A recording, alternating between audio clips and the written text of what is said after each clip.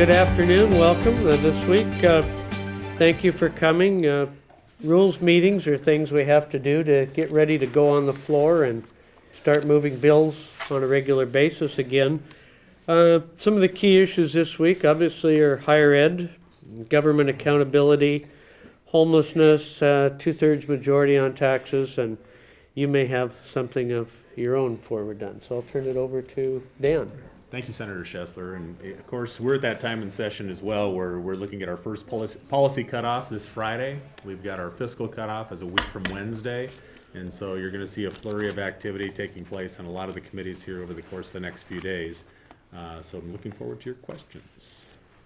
Representative Christensen, this week more allegations have arisen concerning Representative Hunt's military service. Have you talked to him about that this week? And at this point, are you wanting him to step down?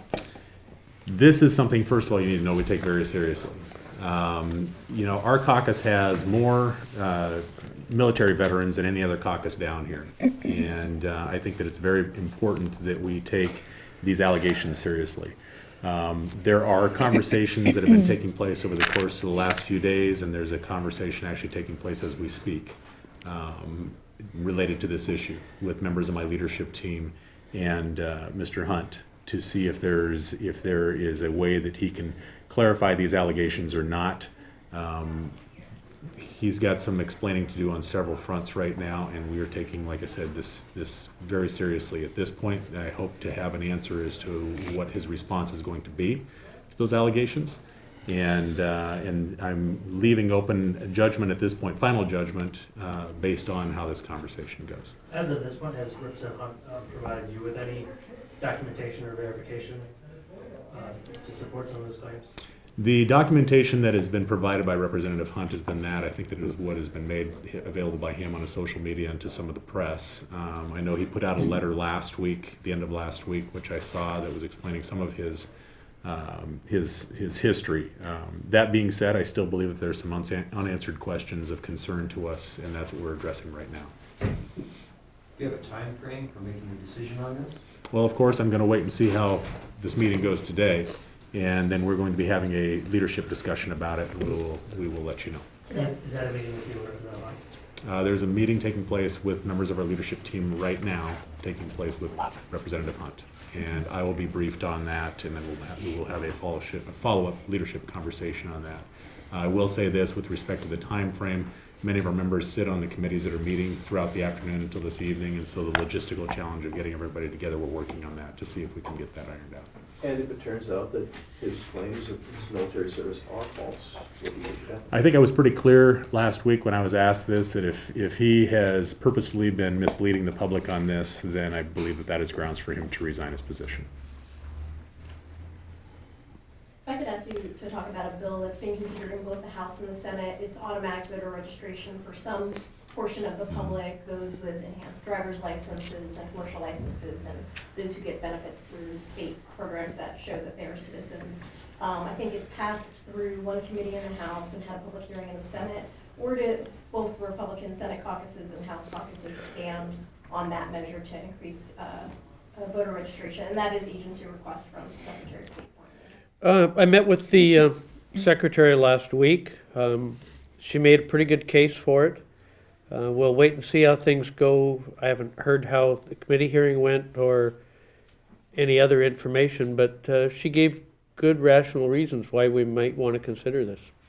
In the House, I had a meeting with the Secretary of State last week on this issue and some of my members, and I think that there are some aspects of this that should be considered. And so we have not caucused on this, nor have we had a leadership discussion on it. The meeting I had was the end of last week, and we have not had a leadership discussion on it yet. Are there any concerns that either of you personally have about it at this point? Well, and that's part of what the hearing process was about. We are in the House, we're looking at waiting for some feedback from the members that were involved in the hearing process. I don't sit, and I don't know that any of us up here actually sit on that committee, and so we have not been briefed yet as to how all the testimony went at this point. But yeah, it's definitely something that we're going to be having a leadership discussion about and a caucus discussion about. Absolutely. Senator Milosha has a bill on basically saying that landlords can't reject tenants just because of their source of income. I wonder, is that going to advance in the Senate? And I guess it's really a question for Senator Chesson. No, I think it's a, it's a conversation for Senator Malosha and the chair of the committee. I'm not positive which committee it's in, but, you know, we talk about a lot of ideas in our caucus, and I haven't had a chance to speak to either the good senator or the chair about it. Have you gotten any signals about whether it'll go forward? Right now, I'm trying to work with all the stakeholders and see if we have an agreement by the time cutoff arrives. I think the consensus right now is that the House bill will move and we can get people on. We're working for an agreement for all the stakeholders, not just trying to ram something through. So I think ultimately we're going to wait for the House bill, but that's just me talking right now. We still got some time before cutoff. How about a House bill that would make it easier to charge police for use of deadly force? Is there any consensus on both caucuses on that? We haven't, there's no consensus on that at this point, no. Okay, what about in the Senate? Is there any? Well, you know, I took the time to meet with the proponents of that, and, you know, they raise some good questions, good arguments. Of the groups that would have an interest in the issue, none of them responded affirmative to the changes they want. So I think they have to go back and look at what would be reasonable for all the folks that would be interested in it. Do you think it's too difficult to charge cops as it is with our current law? Well, you know, obviously, if the prosecutors aren't comfortable with it, I would defer to a prosecutor on the rightful use of force before I would make that judgment myself as a non-attorney, non-law enforcement person. And they were one of several groups that weren't comfortable with the bill. Senator Chesler, have you received additional documents from the Department of Corrections regarding the subpoena, the subpoena for documents at this point? I believe some have been coming in. We've been getting responses to fixdoc.org. People have been commenting from within DOC, current and past employees that have concerns, and I think that's important that we went back, just like Senator Prentice and Senator Zarelli, and gave these people a chance to come forward either openly or anonymously to showcase what they think are some of the problems at DOC. And I think we're starting to get some. The exact content of things, I haven't talked to Senator Padden about it for a few days. Okay, what's the, go ahead. Have you reviewed those comments, and are there any that's kind of stuck with you? I haven't had the opportunity to. I was just briefed today that some have been coming in. And I think it's important that to get to the truth that we open it up to public employees and don't shut them out. John? When do you think this will go back to a committee hearing or committee meeting? Essentially, I'm asking you the timetable question with the fact you've got about a 6-week ticking clock.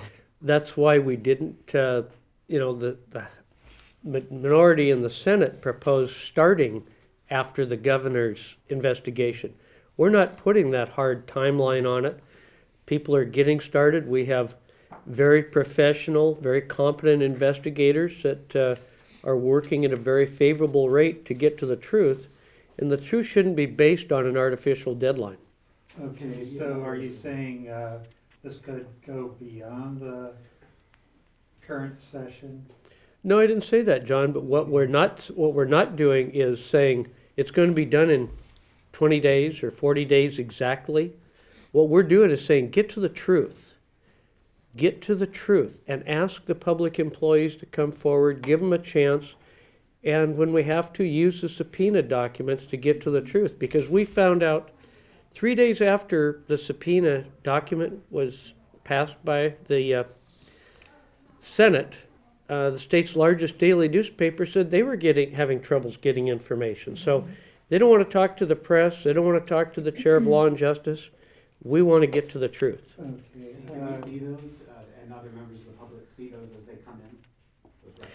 You know, I don't know in what order, but I know Senator Padden is sharing everything with Senator Peterson. They sent out a letter together. We want to work with, and we'll include Senator Peterson. We think he should be a part of getting the truth.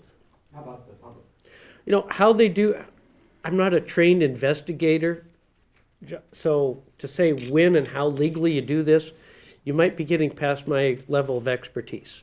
What about the two private investigators? Have they briefed you or the caucus, and how close are you guys talking and often with those two? You know, they have consulted Senator Padden and Senator O'Ban. I don't know how recently, but they have had conversations in the past. Can you make them available to us in the press to ask questions of how their progress is going? Ask the governor. I mean, he's got two investigators that started working. He said they started working December 22nd, so maybe they should be briefing the press. We can ask him, but what Yeah. about your guys? You guys are independent and separate, and you've made it clear. You know, that and you're how being and transparent. how and when you can make those things transparent, I don't know, but they should be at some point. Yeah, just Including one the fixed investigator, or use. do you have more than one? We have one person for Davis Wright Tremaine. I would expect they will use paralegals or others to supplement their efforts. That's pretty common. Okay, getting back to the deadline question, does he have his own short-term deadline? I've got to get through the papers by such and such a date. We haven't put any, Okay. in the F&O meeting, we did not place a time limit or, you know, we have that budget for right now, and we'll go forward, but we're not going to do anything to hinder the truth. And getting back to the transparency question that Jerry had about the records that are coming in addition, the fixed DOC site, the comments that you all are receiving, I know you all have exempted yourselves from the Public Records Act, but will you make that information, again, in the spirit of transparency, available to the press and the public that's interested in seeing? Well, those comments? if they commented anonymously, obviously, it would be pretty hard. The public records will come out. The governor started December 22nd, and I haven't seen any of his yet. That's over a month ago. So they're halfway through the investigation. We're barely started. But are you guys, I just want to. I don't know why, unless there's legal implications, I don't know why we wouldn't. IRA question on the bill on free college tuition, community colleges coming up for hearing. Does this concept have traction in your caucuses? Well, unlike these folks, we actually had a way to pay for a tuition cut. I see no way they have to pay for it, but Senator Bailey's here. She was the mother of that idea, I guess, and other good ideas. So I'll turn it over to Senator Bailey. Actually, Hope I didn't. actually, the hard part about offering something anytime is the bottom line. I mean, how are you going to pay for it? So while the concept may have some merit, and certainly I would like to see all of our graduating students from K-12 education headed for a degree program someplace. I think there are some things that we need to consider. First of all, we have an underfunded state need grant that really needs our attention right now. We have about 29,000 people that aren't served. And so we need to concentrate some efforts in the programs that already exist and making sure that we have full funding in those areas before we approach something else. There are many things that I intend to hear the bill after the cutoff period of time and talk about some of those issues around this particular bill. There are many issues, capacity in our community colleges, other types of issues that make it more difficult to consider the bill in its present form, and also to consider with the other things that we have ahead. I'd like to spend more time talking about the system that we already have existing and making it better.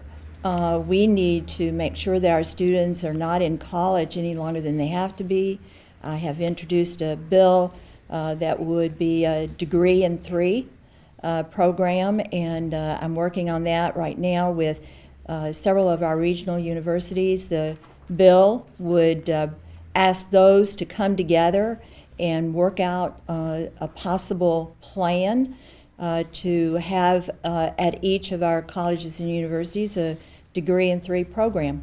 We already have accelerated programs, but this would be something that each institution would adopt and really work hard to get our students out in 3 years, instead of the typical 5 years right now. The I DOC. got it. Follow here. Thanks. So I'm very interested in the conversation about how do we add additional money to the community college system, but there's a more immediate question, and that's the one that Senator Bailey raises about our state need grant. We currently have a financial aid funding source where we've got 29,000 students who are eligible for that source, but are not receiving it. And that's a big problem. And we can't keep going year after year after year, as we've been doing, not fully funding that source. And so the alternative then is we can either fully fund that. I don't think that's going to happen anytime soon. I think we can create some reforms that allow us to achieve some important goals. One goal should be freshman to sophomore retention. That is a major predictor of whether somebody will complete their college education. So I would like to see us prioritize funding to folks in their first 2 years. So that would include folks in community colleges. We need to make sure that everybody who's going to a community college, who's eligible for the state need grant as it is getting that funding source. And until we can do that, other things are good for discussion, but we need to make sure that we're addressing our existing financial aid funding sources. The DOC problem is a software programming problem. The community colleges have a $100 million system that's going to go $10 million over budget because it isn't working, and the state had to scrap a system for keeping track of child care reimbursement.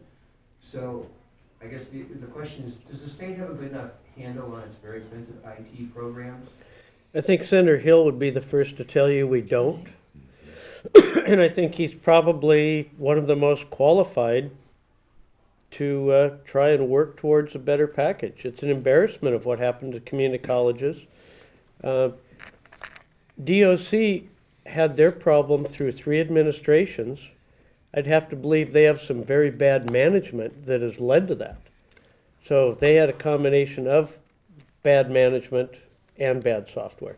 And it's not just IT. Healthcare Authority disaster website, hot lanes disaster, what happened at Western State Hospital disaster. I've been here since '98, and this is the worst string of management disasters I've ever seen.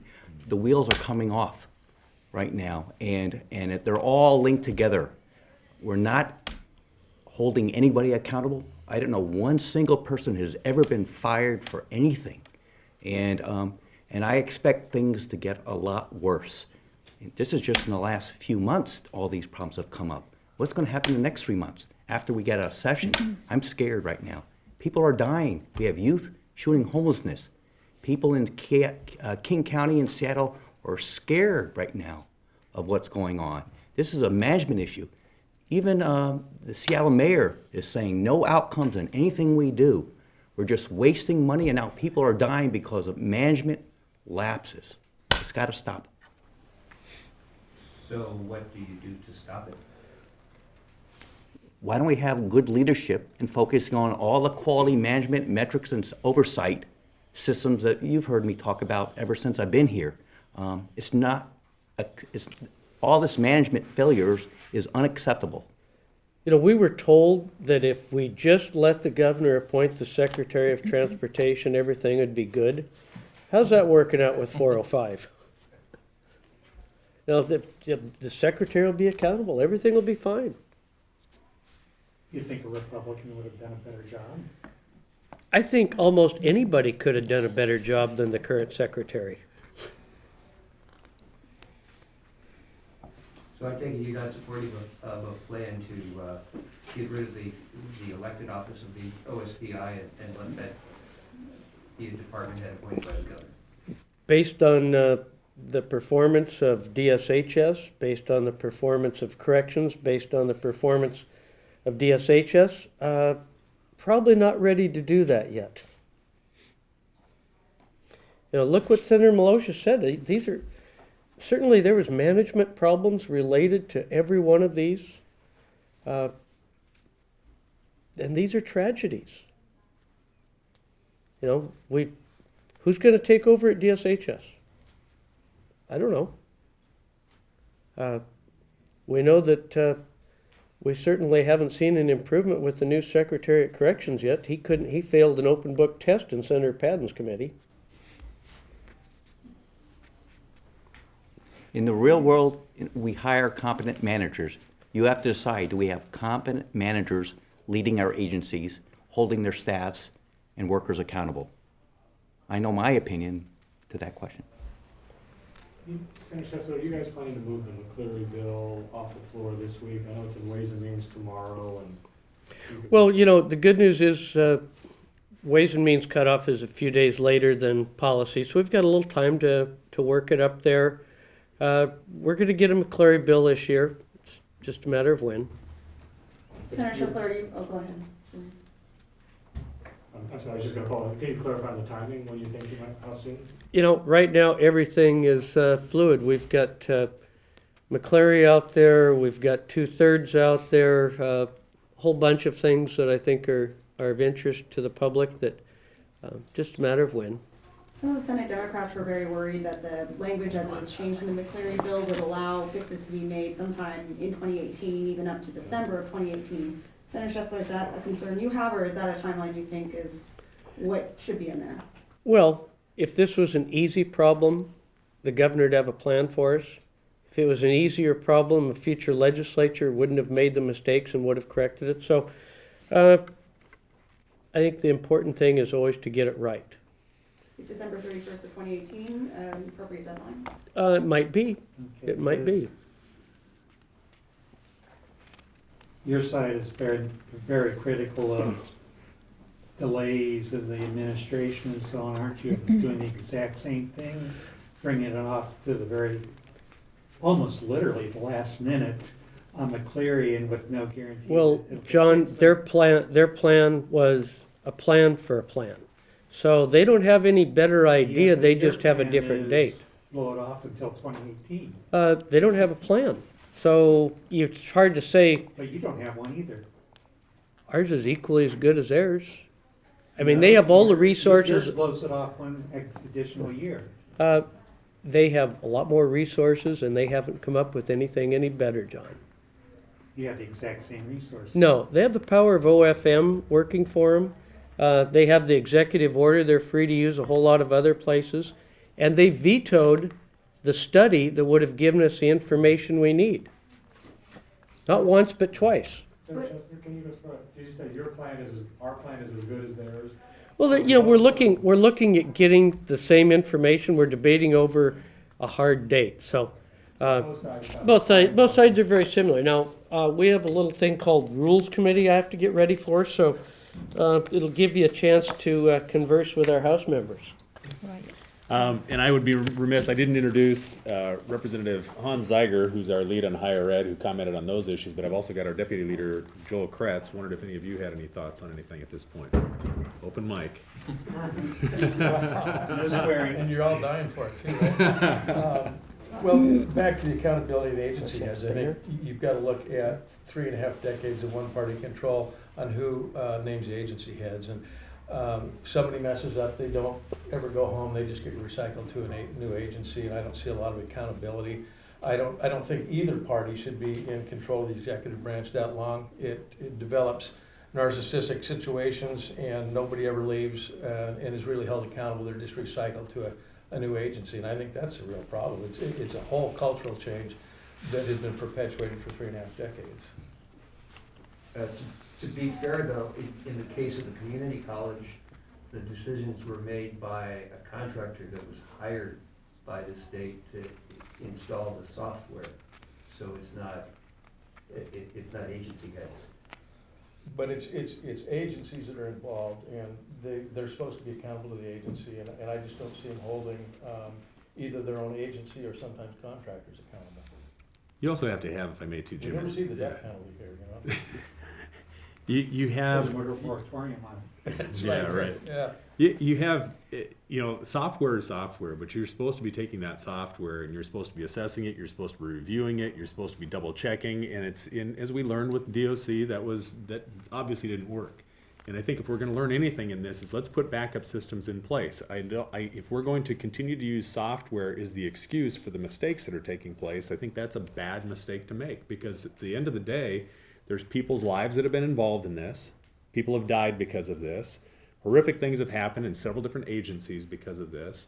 And if we're going to continue to just punt to software every single time there's a problem, at some point you have to decide who was it, what administration was it, what manager was it that decided not only is this the contractor that we're going to hire, Or is it time to make a change in this? Do we have backup systems in place to double check that the information we're getting is accurate?